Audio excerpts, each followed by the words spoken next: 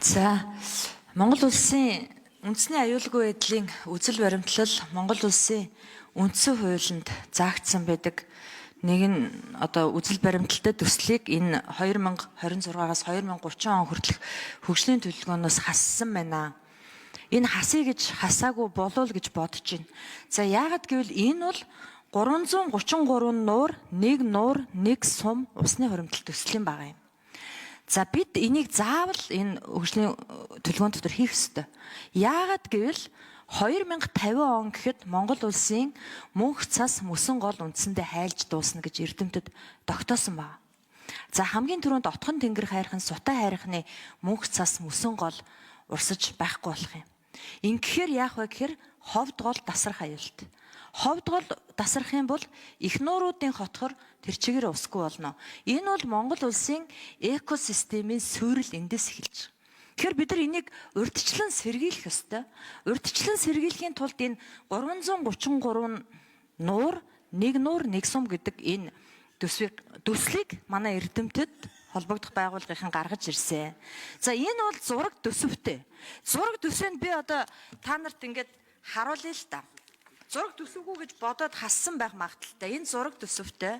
За амжилттай хэрэгжиж байгаа бас жишээ баримттай ховдод хэрэгжиж байна. Нэг нь Багнуурт.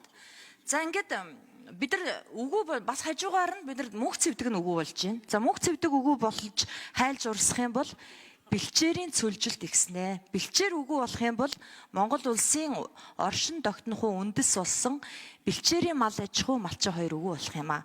Тэгэхээр бид энэ дээр анхаарах хэрэгтэй. Яаж анхаарах вэ гэхээр энэ хөтөлбөрийг дэмжих ёстой. Энэ хөтөлбөр тэгтээ ерхий сайдад төсвөөс мөнгө авахгүй байхгүй юу?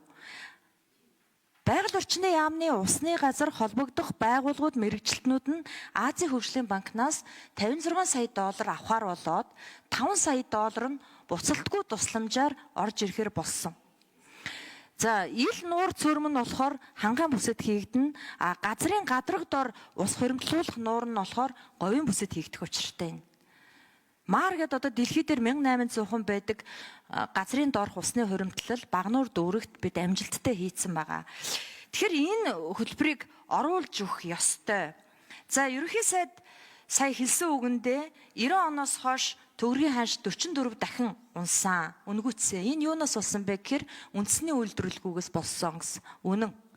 Үндэсний үйлдвэрлэл хөгжихэд, аливаа үйлдвэрлэл хөгжихэд ус хэрэгтэй. Ер нь ус бол амьдралын их булаг оршин тогтнохын үндэс шүү дээ. Тэгэхээр бид энэ үзэл баримтлалдаа энэ баримтын бодлогын бичигтээ энэ 333 нуур, 1 нуур, 1 сумыг оруулж өгөөч.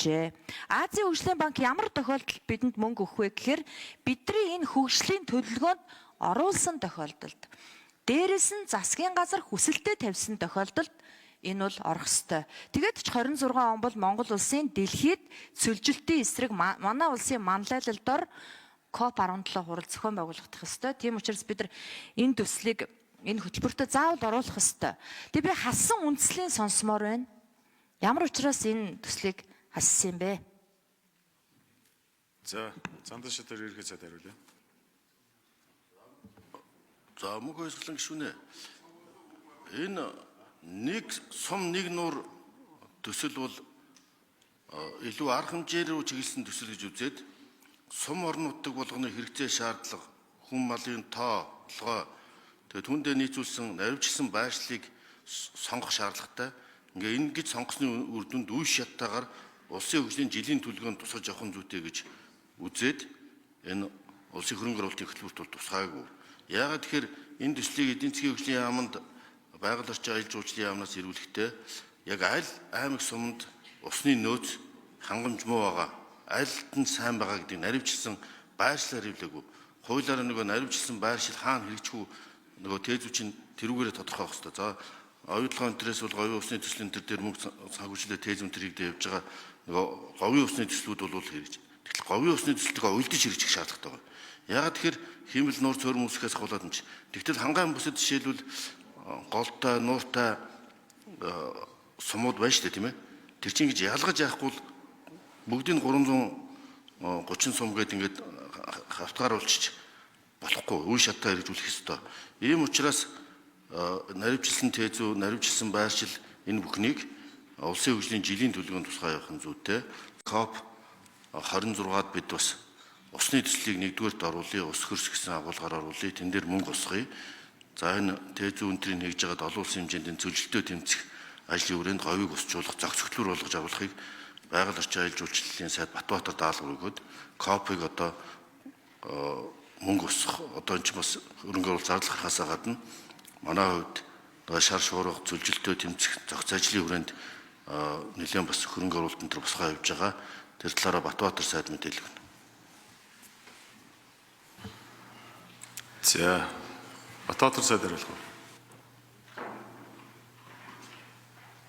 Батбаатар сайдын. За. Усны 330 3 гэсэн хөв зөрөм энэ төсөл бол энэ үндсэн чиглэлд тусаагүй сайн шалтгааныг нь бол хэлж эхлэе. Тэгээд энэ 6-гийн 3-1-2 гэж байгаа. Тэрэн дээр бол одоо усны нөөцийн зохистой ашиглалтыг дэмжих гээд үүн дээрээ бол үр дүнгээ яаж үүсгэх үү гэхээр усны нөөцийг хамгаалж нөхөн сэргээ хэмнэлтээ үр ашигтай хэрэглээг нэвтрүүлнэ гэд байж байгаа. Энэ хүрээнд бол бас тусч байгаа гэж ойлгож болно. Ус бол амин чухал, туйлын чухал асуудал.